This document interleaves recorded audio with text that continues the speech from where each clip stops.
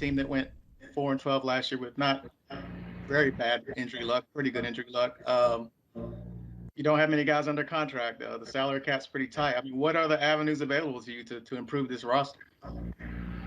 I think everything's in consideration.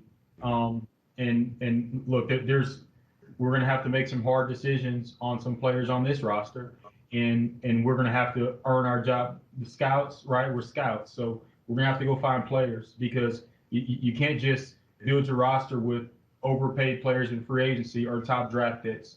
We got to really dig. We have to dig and find value in free agency, and that's working with the coaches, and that's finding out exactly what they need and going and finding the players that they need. That's throughout the entire draft, and that's an undrafted free agency. So we have to be scouts, and we have to go find good players that really fit the makeup and the profile that we're looking for. Yeah, I wouldn't have wanted that job if I was Terry Fontenot or Arthur Smith, because this year is going to be a difficult year. Now, if ownership understands that, if Rich McKay, the team CEO, understands it, it's kind of like a scholarship year, because you're dealing with a huge cap situation. Matt Ryan has a $40.9 million cap number, and if they traded him, it would have been close to that. They still could trade him, but I think they decided we're taking a huge cap number charge on this guy anyway. We may as well have him on the team. But the real challenge moving forward, Charean, how do they put a team around Matt Ryan, Julio Jones, both reportedly coming back, both have huge cap numbers, both would have huge cap consequences if traded.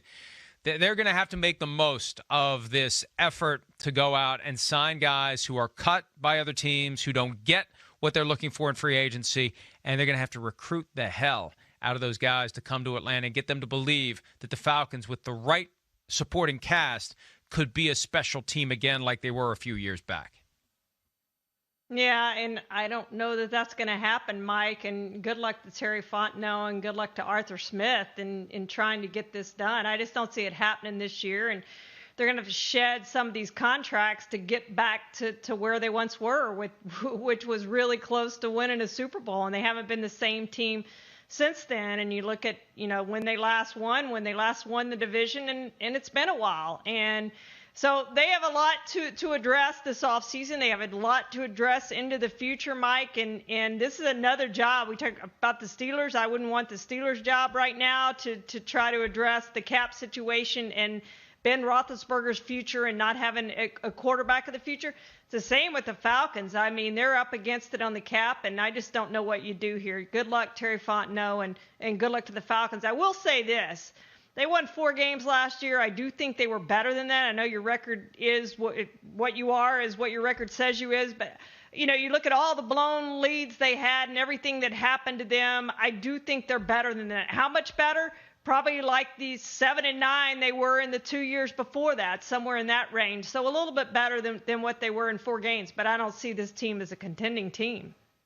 As you were rattling off that Parcells saying, I almost thought I was working with Sims again this afternoon. You sure you got that right? Yeah, I butchered it. No, I butchered it. It was horrible. That's okay. Join the club. You haven't done live TV of a 5-letter network or streaming variety until you've butchered something. They're going to have to butcher this roster. They're going to have major changes, and I don't know what they're going to have going forward. And if I'm Matt Ryan, I don't know why I even want to be there. I remember Arthur Blank at one point saying whether or not Matt Ryan's on the team in 2021 is partially going to be a factor of whether he wants to be. I don't know why. Now, I don't know. Maybe he didn't see another opportunity for him out there. Maybe his agent worked the angles behind the scenes and realized no one was jumping up and down for a guy who's going to be 36 in May. I know there was speculation of a reunion with Kyle Shanahan with the 49ers, but it's just a shame what the Falcons have been through since that 28-3 debacle.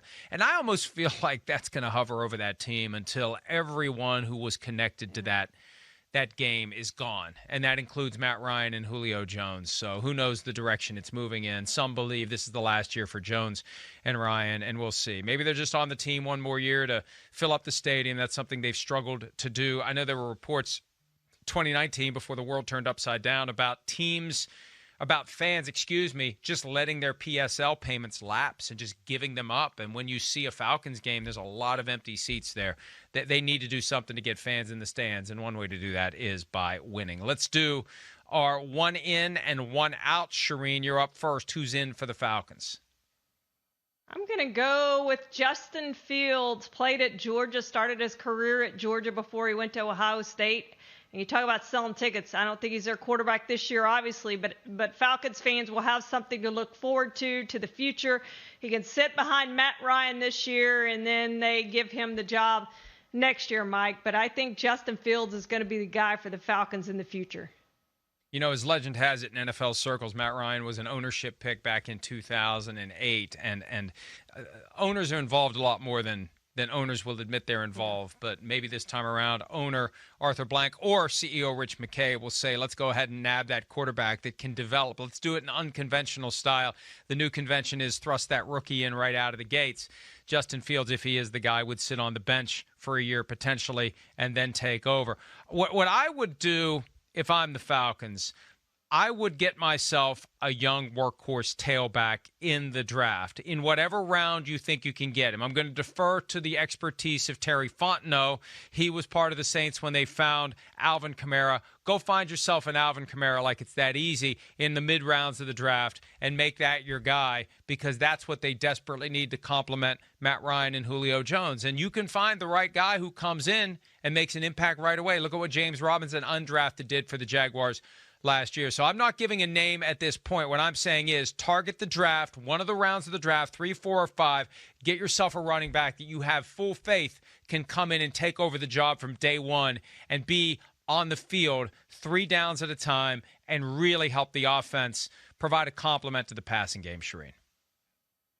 Yeah, and this is a team, Mike, that finished 27th in rushing last year. They need an upgrade at that position. And you talk about Arthur Smith.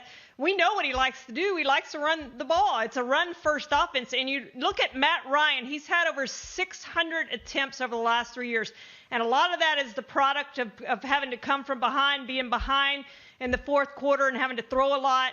So I get that, but they do need a better running game to go with Matt Ryan. So maybe it's even an instance when you trade down and you get the other Alabama guy who's supposedly as good or better than Derrick Henry has the prospect to be in Najee Harris. Maybe that's what you end up doing and get some additional picks.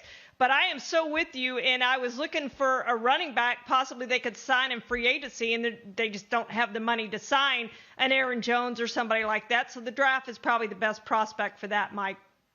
Got to go with the draft, and if you do it right, you end up with a star player for 4 years, and then you worry about paying him a new contract after that. All right, who's out for the Falcons? Who isn't out? Maybe it'd be easier.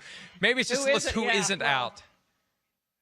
They've already made a ton of their moves, but I think we can expect Todd Gurley to go somewhere else. I guess my question on Todd Gurley, he did sign the 1-year, $5.5 million deal with the Falcons and did not live up to the expectations they had for him. His knees are shot, Mike, and it's a shame because he had such a great stretch there with the Rams. He was so good, but he only had one 100-yard game this season.